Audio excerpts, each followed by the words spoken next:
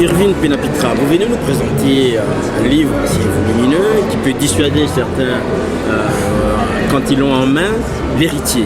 De quoi parle-t-il concrètement?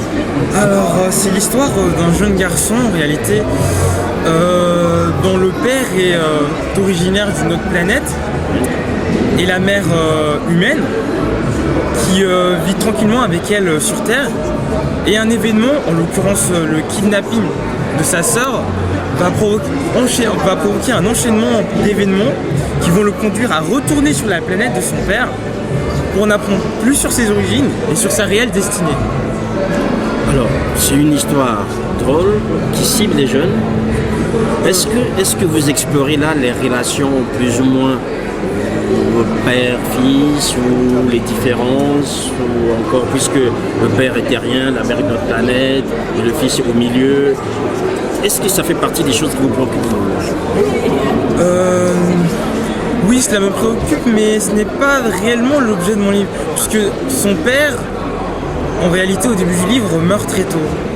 Et donc il est seulement élevé par sa mère.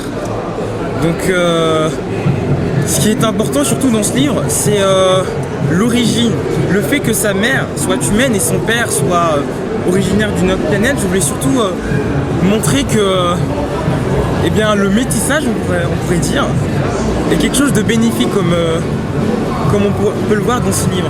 Alors, Irving, ce qui est souvent bizarre quand vous parlez de métissage, c'est que certains ont peur des mélanges. Est-ce que vous, c'est quelque chose qui vous attire, le mélange qui vous intrigue? Oui, cela m'attire, cela m'intrigue, oui. Je trouve qu'il n'y a aucune raison de ne pas se mélanger, franchement. Et non, je suis pour le métissage. Je trouve que d'ailleurs, le monde de demain sera métissé. Et cela permettra aussi à toutes les personnes racistes et xénophobes, eh bien, ce que je veux dire exactement, c'est que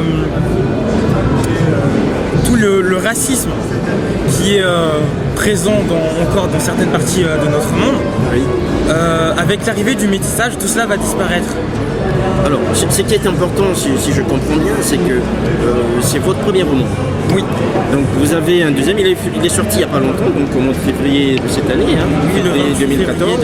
Il est encore tout frais, il faut le dire, puisqu'il a à peine, nous ne sommes pas encore 28 mars, il n'a même pas encore un mois. Oui. Comment a-t-il été reçu parmi les gens dans votre entourage ou encore Les gens étaient assez impressionnés au vu de mon jeune âge tout d'abord, et puis parce que je ne leur avais pas parlé forcément de ma passion pour l'écriture. Et non, ils ont été plutôt surpris et très enthousiastes à l'idée de me lire en voyage. Oui, alors l'enthousiasme, je suppose qu'au lycée Louis-le-Grand, tout le monde a apprécié en fait d'avoir un élève qui sort son premier livre à peine 16 ans. J'imagine que je ne suis pas le premier, mais oui, ça fait toujours plaisir de voir l'un de ses élèves produire une œuvre littéraire alors qu'il n'est pas encore majeur. Oui. Et est-ce que ça donne la recette? Non, pas vraiment. Au contraire, moi j'ai peur de la célébrité, comment dire.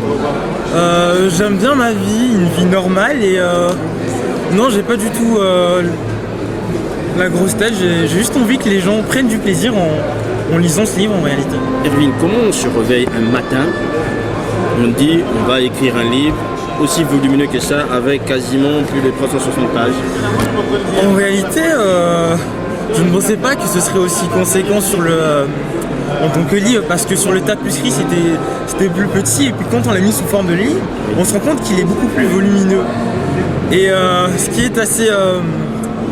est assez drôle, c'est que le tome 2 sera peut-être même 2 fois plus volumineux. Donc j'espère que cela ne découragera pas mes futurs lecteurs, mais en tout cas apparemment d'après les amis qui l'ont déjà lu, c'est assez fluide, donc il ne faut pas être découragé par le volume, c'est voilà. Pas le volume compte, mais c'est surtout le contenu. Exactement. Alors, Irving, c'est assez intéressant, c'est une première expérience. Nous sommes ici au Salon du Livre, où votre livre, on va bien le présenter, donc c'est L'héritier par Irving Pénapitra.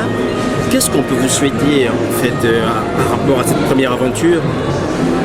Est-ce que vous pensiez mener une vie d'écrivain, ou bien c'est juste un passe-temps? Je dirais que c'est plus un passe-temps, mais je n'irai pas jusqu'à en faire mon métier, disons.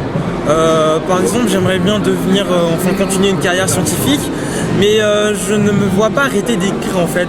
C'est plus qu'un passe-temps, j'aime vraiment écrire. Je ne dirais pas que je deviendrai véritablement écrivain, mais si je peux écrire, j'écrirai. Alors Irvine, on va terminer cet entretien par quelque chose d'un peu plus drôle pour casser un peu le sérieux d'un écrivain. Est-ce que quand on écrit un livre comme ça, si volumineux, ça attire les filles? Je sais pas. Je sais pas particulièrement, c'est vrai que les filles étaient intriguées par mon livre, mais pour l'instant je n'ai pas eu l'effet que. Enfin, elles sont venues voir, intéressées par mon livre. Bon, peut-être que quand il sera plus connu, j'aurai plus de succès, mais je ne sais pas. Voilà, donc vous découvrez en fait L'Héritier par Irvine Penapitra.